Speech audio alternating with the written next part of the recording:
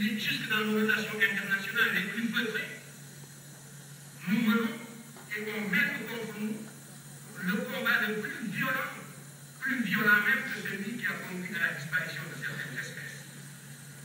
Et il faut. Qui parlait des hiéroglyphes. J'avoue que, après cette lecture, j'étais complètement découragé. Parce que je me disais que ces oiseaux, ces animaux, ces herbes qui servent de signe d'écriture, ça, mon petit grand-là ne pourrait jamais assimiler ces choses-là. Alors je suis allé voir Cheikh Anta lui disant que je voulais faire égyptologie, mais que vraiment j'avais peur de ne pas être à la hauteur. Il m'a dit non, vous savez, ça paraît compliqué, mais c'est tellement simple. Et il m'a tellement rassuré que finalement, je me suis dit bon, je vais peut-être tenter. Il me dit bon, allez à Paris 4, parce que mon dossier avait été accepté à Lille, à Montpellier et à Paris 4. Il me dit bon, allez à Paris 4 parce que là-bas, c'est à Paris où vous aurez plus de possibilités de documentation et puis il y a des gens qui sont peut-être un peu plus commodes. Ils sont tous pareils, mais les plus commodes se trouvent à Paris 4. Donc, à Paris 4. C'est ainsi que je suis allé à Paris 4 et quand j'ai bouclé ma thèse d'égyptologie, je suis parti en 77, octobre 77, je rentre en octobre 81. Vous savez, parfois, le hasard, je ne sais pas s'il faut appeler ça hasard, c'est le bon Dieu, fait bien les choses. Je reviens en octobre 81 et Cheikh Anta venait enfin d'avoir la possibilité d'enseigner à l'université et il devait débuter ses cours à la faculté des lettres et sciences humaines. J'arrive, il me dit bon, on n'a pas de poste, mais je ne prends quand même comme assistant. On va se battre pour la création d'un poste. C'est ainsi que je me suis retrouvé dans les cours qu'il animait. C'est moi qui tenais à l'époque il n'y avait pas encore de vidéoprojecteur, mais il y avait un projecteur de diapo. C'était des diapositives et il animait un cours de maîtrise avec comme étudiant le professeur Ibrahim Tchoub, qui n'était pas encore professeur, le directeur de l'IFA, Mani Bokoum. Il y avait également Amadou Fall de la FASTEF et d'autres étudiants qui aujourd'hui occupent de hautes responsabilités. Donc c'est comme ça que Cheikh Anta m'a pris comme assistant, mais un assistant qui n'avait pas encore de poste. Et comme il l'avait promis, il s'est battu pour qu'un poste soit créé.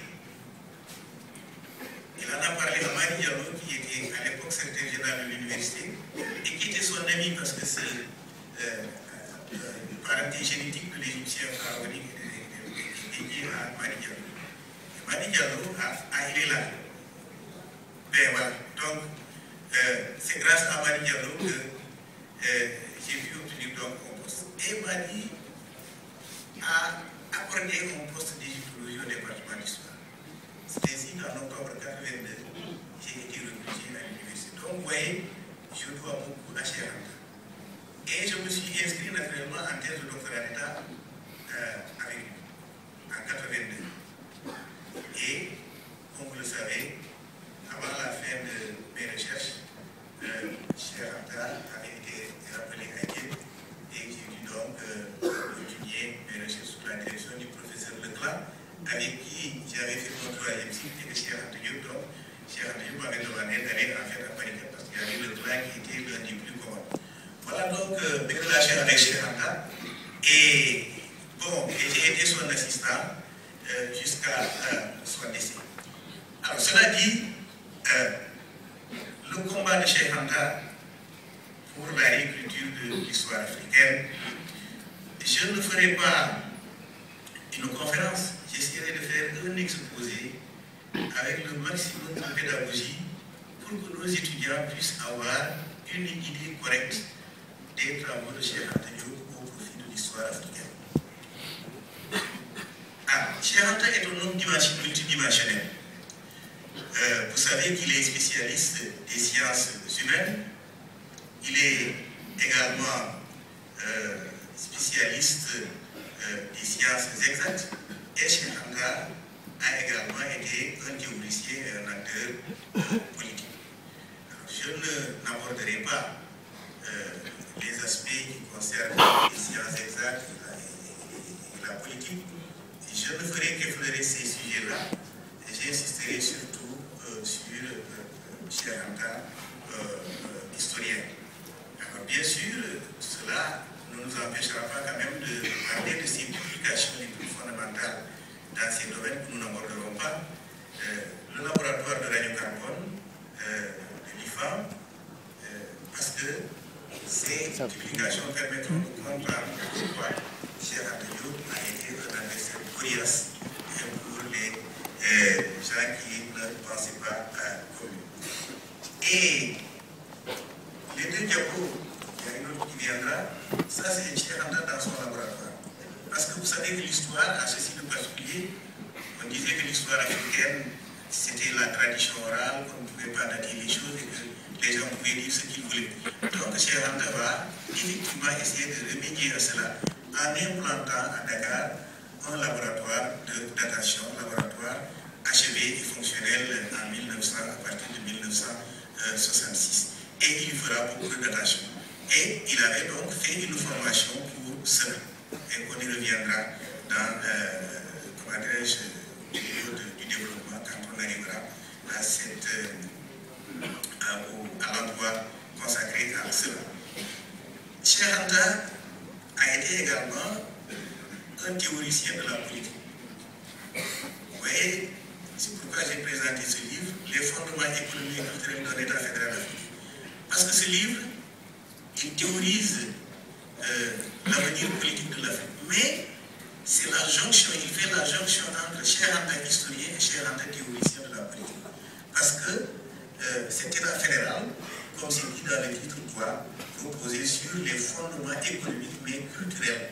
Donc vous voyez, Cheikh Anta était un homme complet qui pouvait donc analyser de manière exhaustive ces questions qui sont des questions extrêmement complexes parce qu'il avait une formation qui lui permettait.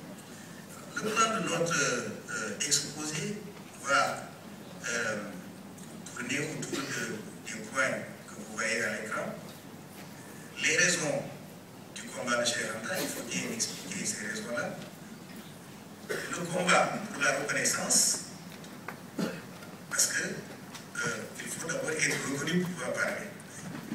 Et les premières confrontations que Cheikh Anta a eues avec ses adversaires. Ensuite, la consolidation des acquis. Et enfin, l'histoire générale de l'Afrique. J'aurais pu parler de l'histoire scientifique, culturelle de l'humanité, mais cela nous mènerait loin de l'Afrique, puisque aujourd'hui nous avons décidé de parler uniquement de l'Afrique. Alors, donc, nous avons déjà dit que nous ne parlerions pas des autres aspects de l'homme Cheikh Anta. Nous parlerons surtout de son combat pour l'histoire de l'Afrique. Alors, ce combat commence en 1946, quand Cheikh Anta arrive en France, et il ne s'achèvera que le 7 février 1986, date de son décès. Et ce qu'il faut dire également, c'est que Cheikh Anta, sans avoir enseigné, puisque, comme je l'ai dit tout à l'heure, il n'enseignera qu'à partir de 1981, alors qu'il était déjà rentré au Sénégal en 1960. Mais malgré cela, Cheikh Anta a été un grand sommeur d'idées. Alors, ces préliminaires faits, maintenant nous entrons dans le vif de notre sujet. Alors, les raisons du combat. Là, je ne vais pas improviser, je vais vous lire des extraits très importants qui permettront de comprendre le sens du combat de Cheikh Anta. Et je vous conseille ça s'adresse aux étudiants, de prendre les références et de relire à tête reposée ces éléments parce qu'ils seront un raccourci qui vous permettra de comprendre un peu le sens que Cheikh Anta lui-même donne à son combat. Voilà ce que Cheikh Anta dit dans Nation nègre et culture de 1954. Nation nègre et culture, c'est son premier livre d'importance. Il écrit: de nos jours, on a l'habitude de se poser toutes sortes de questions. Aussi faut-il se demander s'il était nécessaire d'étudier les problèmes traités dans cet ouvrage.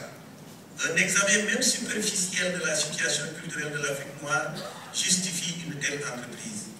En effet, s'il faut en croire les ouvrages occidentaux, c'est en vain qu'on chercherait jusqu'au cœur de la forêt tropicale une seule civilisation qui, en dernière analyse, serait l'œuvre de nègres.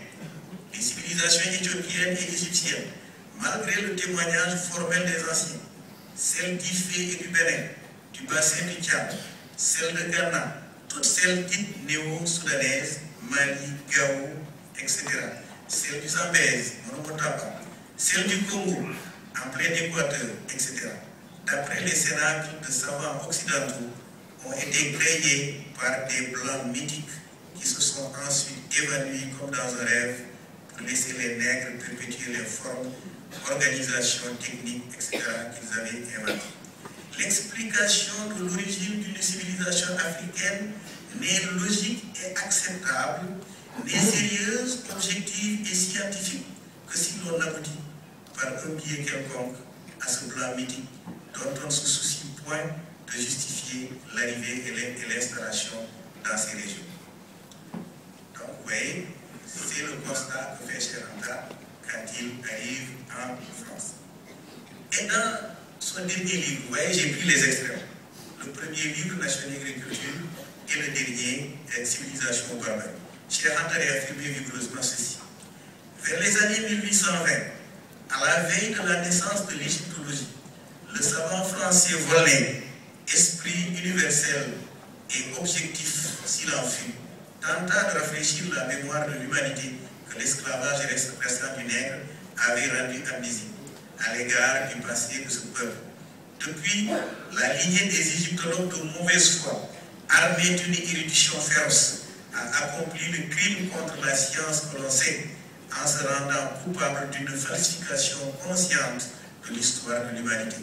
Soutenue par les pouvoirs publics de tous les pays occidentaux, cette idéologie à base d'escroquerie intellectuelle et morale l'emporta très facilement sur le vrai courant scientifique développé par le courant parallèle des égyptologues de bonne foi, dont on ne saurait trop souligner la probité intellectuelle et même le courage. La nouvelle idéologie égyptologique, née au moment opportun, est venue renforcer les bases idéologiques, les bases plutôt théoriques de l'idéologie impérialiste. C'est pour cela qu'elle couvrit facilement la voie de la science en jetant sur la vérité historique le voile de la falsification. Elle fut propagée à grand renfort de publicité et enseignée à l'échelle du globe, car elle seule disposait des moyens matériels et financiers de sa propre propagation. Ainsi, l'impérialisme, tel le chasseur de la préhistoire, tue d'abord spirituellement et culturellement l'être avant de chercher à l'éliminer physiquement. La négation de l'histoire et des réalisations intellectuelles des peuples africains noirs est le meurtre culturel, mental, qui a déjà précédé et préparé le génocide ici et là dans le monde. Civilisation ou barbarie, page 9-10. Alors, vous voyez bien que Cheikh Anta insiste sur la falsification opérée, perpétrée par les égyptologues. Et il y a un petit problème parce que ce n'est pas le diaporama que j'avais prévu. Bon, c'est pas grave, je vais rattraper ça.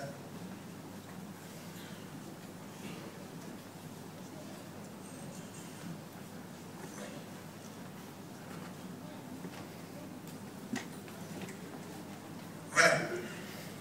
Donc, Cheikh Anta explique qu'il y a eu une falsification et que cette falsification justifie le combat qu'il va entreprendre. Mais ce combat se justifie également par les impératifs que je vais vous énumérer. La nécessité pour un peuple de connaître son histoire et de sauvegarder sa culture. C'est fondamental. Et voilà ce qu'il dit à ce propos. Si celle-ci, c'est-à-dire l'histoire et la culture, n'ont pas encore été étudiées, c'est un devoir de le faire.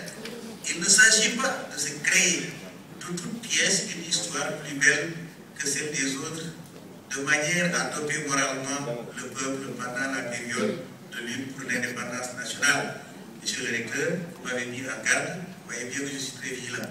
Mais de partir de cette idée évidente que chaque peuple a une histoire, ce qui est indispensable à un peuple pour mieux orienter son évolution, c'est de connaître ses origines, quelles qu'elles soient. Donc vous voyez, monsieur le recteur, pour Cheikh Anta, ce n'est pas, comme ses adversaires l'ont dit, de s'inventer une histoire grandiose, mais de connaître tout simplement son histoire.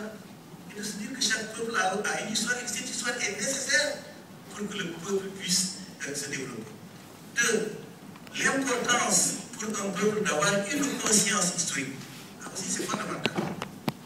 Cheikh Anta écrit à ce sujet, le facteur historique est le ciment qui unit les éléments disparates d'un peuple pour en faire un tout par le biais du sentiment de continuité historique vécu par l'ensemble de la collectivité.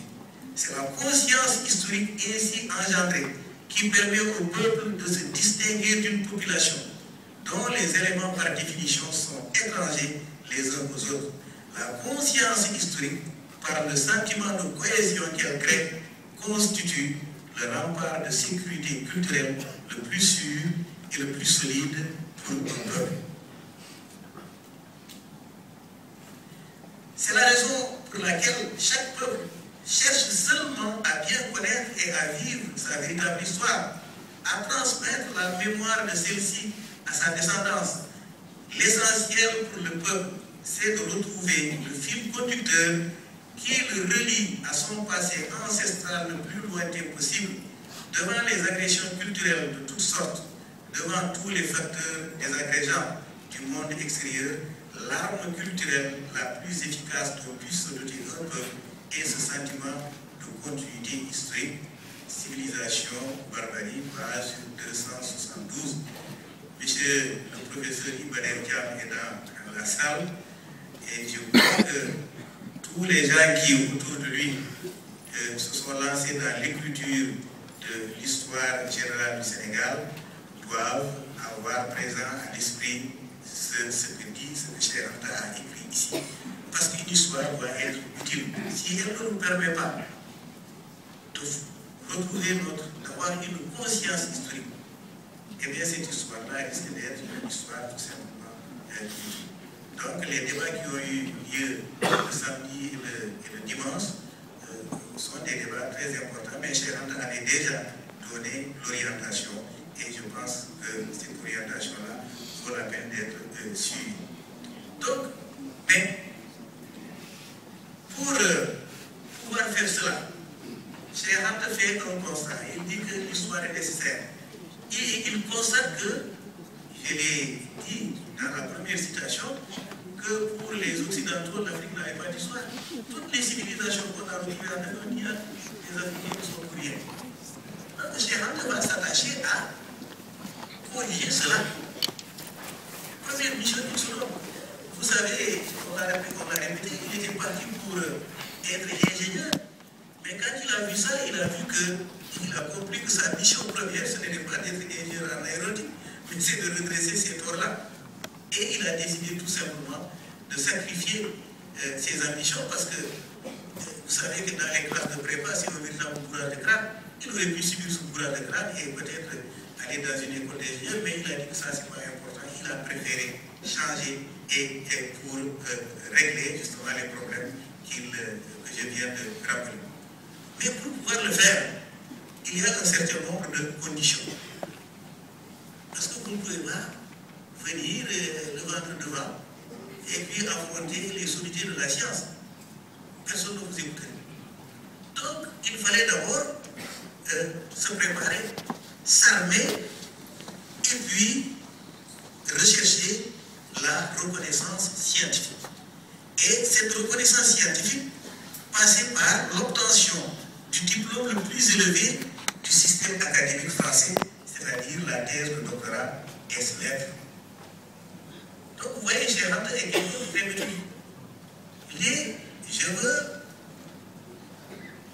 corriger cette falsification. Mais pour pouvoir le faire, il faut d'abord que je m'arme scientifiquement et que je puisse être écouté parce que il y a des règles. Si vous n'avez pas le même diplôme que les gens, que vos adversaires, mais ils ne vous écouteront pas. Ils vous diront, écoutez, vous n'avez même pas le droit à la parole, puisque vous sont vos références. Donc, Cheikh Anta va d'abord régler ce problème-là. Voilà pourquoi, dans la préface qu'il fit à Théophile Obenga, c'est dans l'Afrique dans l'Antiquité, 1973, mais la préface a été rédigée en 1972, vers 72, Cheikh Anta recommande aux jeunes Africains de s'armer de la science jusqu'aux dents pour pouvoir défendre correctement leur continent. Et cette règle, Cheikh Anta n'est pas celui qui vous donne des conseils, alors que lui, il ne suit pas les mêmes conseils. Il s'applique d'abord ces choses-là, cette règle de conduite. Il dit, armez-vous de la science jusqu'au dents. Mais lui, c'est ce qu'il va faire et on va voir comment. Cheikh Anta arrive en France déjà avec 2 brevets de capacité coloniaux. Le brevet de capacité coloniale, c'était l'équivalent du baccalauréat. Il en avait 2. Là où beaucoup de mes cousins sérères avaient lamentablement échoué, lui avait réussi à avoir 2 baccalauréats. Alors, déjà, vous voyez, cela vous donne un avant-goût de ce qui va se passer. Il a un bac philo et il a un bac matériel. Donc, entrée en matière. Et il va, en même temps que ses études de philosophie, puisqu'il va commencer par la philosophie, on a parlé tout à l'heure de Gaston Bachelard, il va s'inscrire donc en philo, parce que la philo, c'est une matière qui vous forme, qui vous apprend à, comment dirais-je, défendre de manière cohérente vos points de vue, et les philosophes sont déjà très redoutables quand il s'agit de polémiquer. Et Cheikh Anta terminera donc sa philosophie. En 1948, il a achevé sa licence. Et la licence, c'était en fait l'équivalent de la maîtrise, en 1948. Mais en même temps, il avait engagé des études de chimie et de chimie générale et chimie appliquée. Et ces études de chimie vont le mener à la spécialisation. À la fin des années 50, il se spécialisera en chimie et physique nucléaire, on y reviendra. Ce qui va l'aider justement dans les datations, dans le laboratoire qu'il pourra ouvrir plus tard.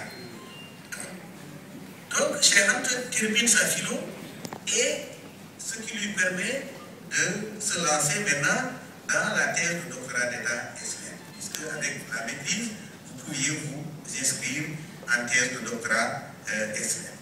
Et il va choisir des sujets. En 1949, le premier sujet, la thèse principale, intitulée « L'avenir culturel de la pensée africaine sous la direction de Gaston Bachelard ». Vous voyez, Cheikh Anta va,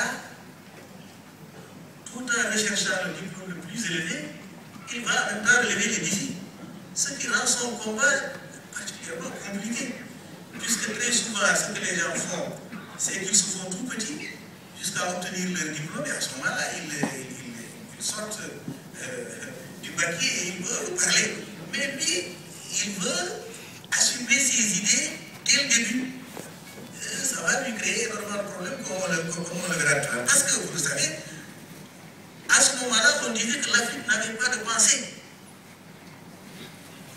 Des gens qui ont théorisé cela, vous les connaissez.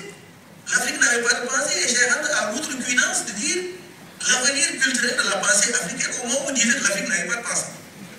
Donc, vous voyez le problème.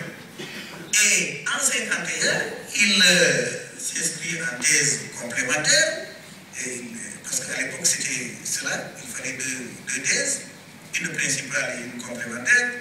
Et cette thèse complémentaire, son sujet était qu'étaient les Égyptiens prédynastiques.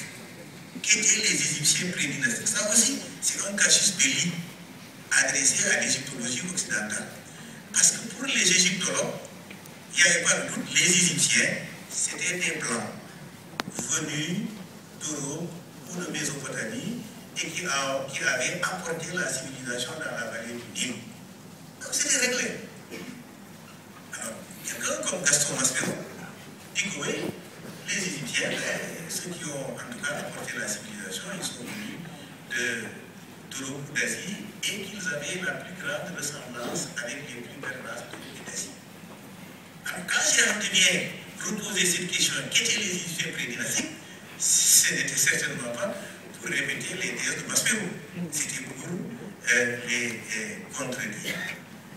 Donc, en 1954, Cheikh Anta avait achevé sa thèse de doctorat d'état islam et qu'il était donc prêt à soutenir, mais vous vous doutez bien qu'avec ces deux sujets-là, un sujet qui dit que les Africains ont non seulement une pensée, mais cette pensée a un avenir, et là où on disait que les Égyptiens, la civilisation égyptienne n'avait rien à voir avec l'Afrique, quand vous vous présentez avec une telle thèse, mais ce n'est pas étonnant que les gens refusent de vous trouver au jury. Donc, les gens ont tout simplement refusé la soutenance de la thèse de Cheikh Anta. Parce que il paraît que les égyptologues auraient dit que oui, nous ne pouvons pas organiser la soutenance ou participer à la soutenance d'une thèse qui remet en cause tout ce que nos maîtres les plus vénérables avaient dit. Bref, Cheikh Anta ne peut pas soutenir sa thèse et heureusement pour lui, en 1947, il y avait déjà la maison d'édition Présence africaine et cette thèse que la Sorbonne n'avait pas pu recevoir, et bien cette thèse sera tout simplement publiée aux éditions Présence africaine dirigées par Aline Diop. Et cette thèse sera publiée sous le titre de Nation nègre et culture, de l'Antiquité nègre égyptienne aux problèmes culturels de l'Afrique noire d'aujourd'hui. Alors vous voyez, c'est la fusion des deux thèses, principales et secondaires, qui donne donc ce titre-là. Et Cheikh Anta obtient un franc succès de librairie, puisque Nation nègre et culture devient le livre de chevet des élites noires. Donc, succès de librairie, mais Cheikh Anta n'avait pas encore atteint son objectif, parce qu'il voulait obtenir la reconnaissance scientifique. Il ne l'avait pas, puisque sa thèse n'avait pas été soutenue. Voilà pourquoi il va continuer, parce que lui, son objectif, c'est la reconnaissance. Donc, en 1956, il revient avec un sujet de thèse, un nouveau sujet, intitulé Étude comparée des systèmes politiques et sociaux de l'Europe et de l'Afrique, de l'Antiquité à la formation des États modernes. Et là, vous voyez, il dit système comparé, compare les États et les systèmes sociaux entre l'Europe et l'Afrique. Et Cheikh Anta va parvenir à la conclusion que durant cette période cruciale, l'Afrique était plus en avance, était largement en avance sur l'Europe. Au notre casus belli, quand on vous dit que vous n'avez pas de civilisation, vous arrivez à démontrer que ceux qui vous disent que vous n'avez pas de civilisation, vous étiez en avance sur eux. Vous voyez, là également, ça pose problème. Donc Cheikh Anta, en fait, il n'a rien lâché. Il revient encore avec des idées aussi irrévérencieuses que celles qui lui avaient valu le refus de la soutenance à terre. En 1957, il revient avec domaine du patriarcat et du matriarcat dans l'Antiquité classique. Là, c'était une manière subtile de ramener l'Égypte en Afrique. Parce que Cheikh Anta va montrer que la civilisation égyptienne était une civilisation matriarcale. Et que, curieusement, toutes les civilisations indo-européennes, asiatiques étaient des civilisations patriarcales. Donc, là où on lui interdisait de dire que la civilisation égyptienne était une civilisation africaine, il parvient au même résultat en entrant par une autre porte. Alors, cette fois-ci, les gens vont le laisser soutenir. Alors, pourquoi? Parce qu'ils avaient tiré les leçons du refus. Parce qu'ils ont refusé une thèse que Cheikh Anta s'est dépêché d'aller publier et qui est devenue une bombe. Alors cette fois-ci, est-ce qu'il fallait encore donner à Cheikh Anta Diop l'occasion de fabriquer une autre bombe? Alors ils ont dit, bon, non, on va laisser soutenir, mais on va, à ce moment-là, le briser scientifiquement. Comme ça, on l'aura écrasé de manière définitive. Voilà, donc on le laisse soutenir. Et moi, ma conviction, c'est que les gens voulaient certainement la journée, ou en tout cas l'humilier. Mais vous savez, la soutenance d'une thèse a ceci d'intéressant.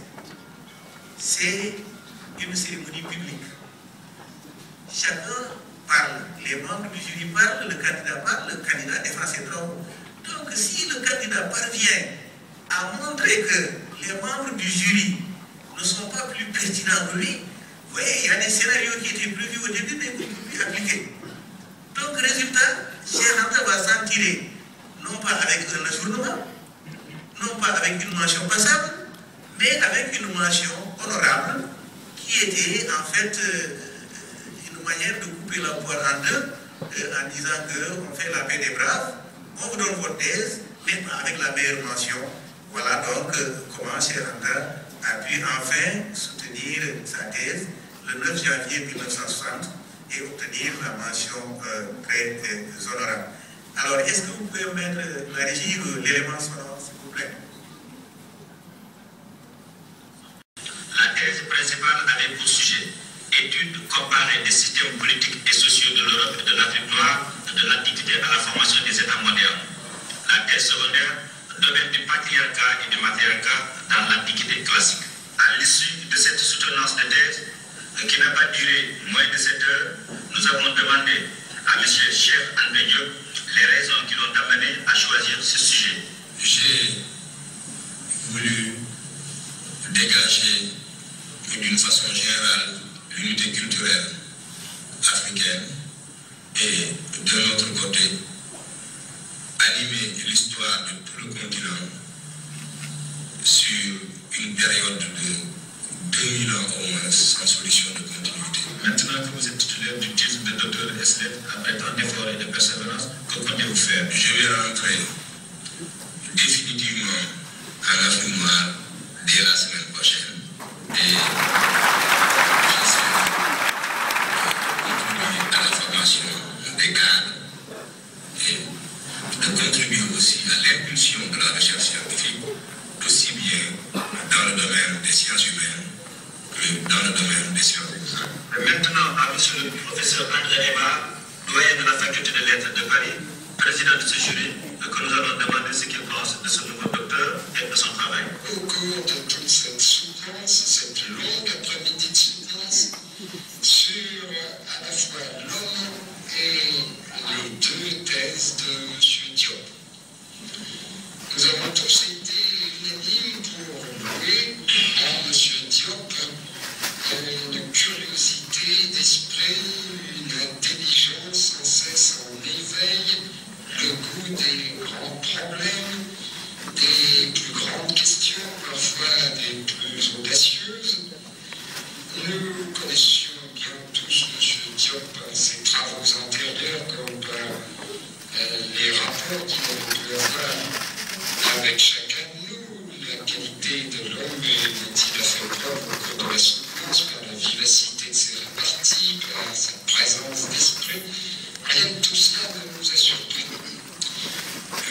Nous avons, selon les coutumes rituelles, selon les habitudes de la maison et de l'examen, nous avons présenté des critiques, certaines ont pris une forme assez vive. Il reste que nous avons apprécié le travail dont il s'était occupé pendant plusieurs années et la décision a traduit l'impression générale que le jury recueille de la lecture de ces travaux et de cet après-midi de discussion. C'est la décision finale, a été la proclamation de M. Cheikh Anta Diop comme docteur Eslet avec la mention honorable.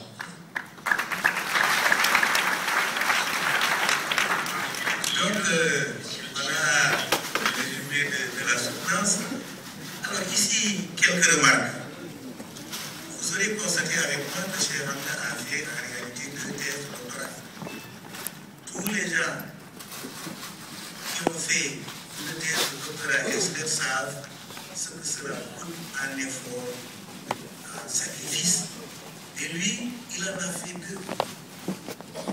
Combien de gens, en tout cas parmi la communauté universitaire, sont capables de faire une chose pareille? Il ne va pas y en avoir beaucoup. et je parle en connaissance de cause. Donc, oui, cela montre la pugnacité de Cheikh Anta. Et Cheikh Anta le dit dans la préface du livre de Théophile Obenga, il aurait pu, comme l'ont fait beaucoup de gens de sa génération, prendre un sujet innocent qui ne lui créerait pas de problème, et puis obtenir son diplôme et rentrer tranquillement en Afrique. Il aurait pu le faire, mais vous voyez, il n'a pas accepté de marchander ses principes. Donc, vous devez faire attention. Votre parrain vous offre là un exemple à méditer et à suivre. Ne marchandez jamais vos principes. Il n'a jamais accepté de le faire.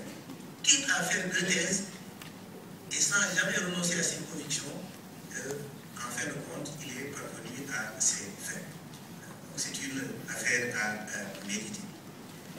Cheikh Anta revient, il l'annonce, pour se mettre au service de son pays, participer à la formation des cadres. C'est dans cette perspective qu'il envoie une demande de recrutement au département de sociologie. Mais cette demande a été tout simplement rejetée. Et on comprend pourquoi, parce que je vais anticiper sur le point suivant. Parce que, à l'époque, au département de sociologie, il y avait quelqu'un qui s'appelait Louis Vincent Thomas.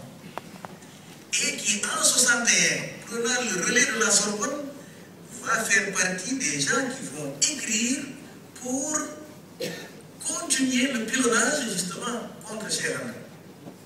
Parce qu'effectivement, une fois qu'il a soutenu et qu'il a obtenu en fait le droit à la parole et qu'il pouvait parler valablement, les gens de la Sorbonne disent aux universitaires français qui étaient là à l'université de Dakar, et bon, maintenant, on passe le relais, écrivez, montrez que Cheikh Anta n'a rien compris, que ses travaux ne valent rien. Et c'est ainsi que Moni, qui travaillait ici à l'IFA, Denis, qui enseignait ici, sur les canaux qui étaient en Guinée, et Thomas, qui enseignait au département de sociologie, vont prendre le relais. Et Thomas a écrit dans la revue Présence africaine un article particulièrement virulent contre Cheikh Anta. Article intitulé Temps, mythe et histoire, si je ne m'abuse, publié en 1961, où il disait pratiquement que Cheikh Anta était au névrosé. Donc, vous voyez, si le dossier de Cheikh Anta arrive dans ces conditions au département de sociologie, on imagine bien le sort qui pouvait être réservé. Et c'est ce qui est arrivé. Cheikh Anta n'a jamais pu enseigner. Donc, il revient et on l'envoie à l'IFAN finalement. C'est là-bas qu'il va être recruté. Et là également, peut-être que j'y reviendrai. Alors, mais pour le moment, Cheikh Anta va répondre à tous ces gens qui, parce que la Sorbonne n'avait pas réussi à bloquer Cheikh Anta, vont prendre le relais pour continuer le combat et pour continuer à dénigrer Cheikh Anta. Cheikh Anta va leur faire une réponse cinglante dans un numéro du bulletin de l'IFAN. Et cet article intitulé Réponse à quelques critiques, où il descend proprement tous ses adversaires. Je demande aux étudiants d'histoire de lire justement cette partie d'antériorité des civilisations nègres. Ça a été repris dans l'antériorité des civilisations nègres de 1967. Ça vous introduit, c'est un modèle de commentaire historique. Donc, Cheikh Anta a répondu de manière cinglante. Et depuis, les gens sont restés particulièrement prudents. Personne ne voulait plus attaquer Cheikh Anta de manière frontale. Parce que sa réponse a été, il les a tournés vraiment en dérision. Maintenant, la reconnaissance scientifique, Cheikh Anta donc, avait fini par l'avoir, et désormais, il va s'attacher à consolider ces acquis-là qu'il venait de faire. Et c'est ainsi que il va, une fois rentré au Sénégal et recruté à l'IFAN, comme il ne pouvait pas enseigner, il va s'investir dans l'écriture. Vous voyez là, Cheikh Anta est quelqu'un d'extrêmement intelligent. Parce qu'on répand le savoir par l'enseignement, mais on peut le faire également par l'écriture. Et justement, Et l'écriture a ceci de particulier. Ça permet à une idée, hier, Cheikh Abibsi parlait de l'importance de l'invention de l'écriture. Donc l'écriture permet à un savoir d'être diffusé là où la personne qui l'a inventé n'a jamais été. Voilà pourquoi Cheikh Anta a été un grand sauveur d'idées. Voilà pourquoi il a été très connu à l'extérieur. Pourtant, il n'a jamais enseigné. C'est surtout grâce à ses écrits. Alors, ses écrits, dès 1962, il va continuer son combat et le consolider. Et voilà pourquoi il écrit un article particulièrement intéressant. Histoire primitive de l'humanité, évolution du monde noir. Il en a parlé dans les extraits qu'on a montrés tout à l'heure. On disait que l'Afrique n'avait pas d'histoire. Même les civilisations les plus récentes ne sont pas des civilisations africaines. Et Cheikh Anta va renverser la perspective. Histoire primitive de l'humanité, il va dire que toute l'histoire de l'humanité commence en Afrique. Donc si l'Afrique n'a pas d'histoire, l'humanité ne peut pas avoir d'histoire, les autres parties de la planète ne peuvent pas avoir d'histoire. Puisque ce sont des gens venus d'Afrique qui vont peupler le reste de la planète et que toutes les autres races sortiront en réalité d'un noir parti d'Afrique. Cet article est donc fondamental. Histoire primitive de l'humanité qui montre que l'histoire de l'humanité commence en Afrique et qu'on saurait donc de manière raisonnable refuser à l'Afrique une histoire. Antériorité des civilisations nègres, mythe ou vérité historique, 1967. Ici, c'est une suite de nations nègres et culture. Et Cheikh Anta dit que antériorité des civilisations nègres, je l'avais dit, on m'a interdit de soutenir ce travail-là. Mais je dis et je répète qu'il n'y a même pas de question ici, c'est une affirmation. Mythe ou vérité historique, c'est vérité historique. Parce que tous les éléments que Cheikh Anta produit dans ce document montrent que c'est bien en Afrique que la civilisation est née avec l'Égypte. Aussi bien l'écriture que la religion et que tous les autres éléments de la civilisation. Donc, antériorité des civilisations nègres est une suite de nations nègres et culture. 1973, la métallurgie du fer sous l'Ancien Empire.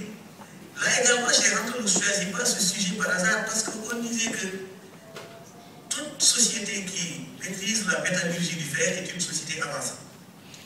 Et on disait que les Africains, justement, ne maîtrisaient pas la technologie de la métallurgie du fer. Et que ce seraient les Assyriens qui auraient apporté cette technologie au 8e ou au 7e siècle avant Jésus-Christ. Et Cheikh Anta, dans cet article, va montrer que sous l'Ancien Empire, c'est-à-dire vers 2700 avant Jésus-Christ, les Égyptiens maîtrisaient déjà la métallurgie du fer et que donc, de ce point de vue également, l'Afrique était loin d'être en retard.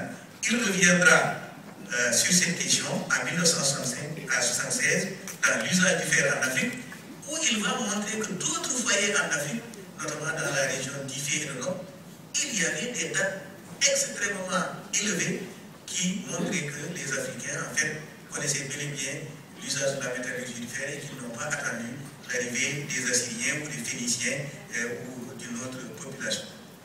Et en 1973, il continue son combat et il écrit un article qui ne peut pas être un article choisi au hasard. Pigmentation des anciens Égyptiens, test par la mélanine. Et les gens s'interrogeaient sur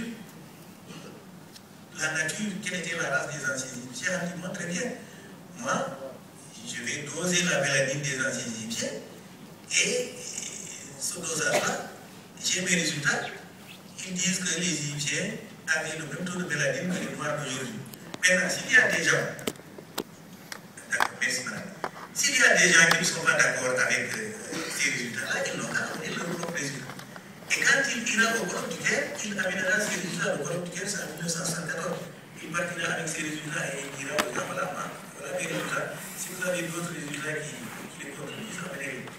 Jusqu'à ce jour, personne n'a amené des résultats qui ne sont pas d'accord.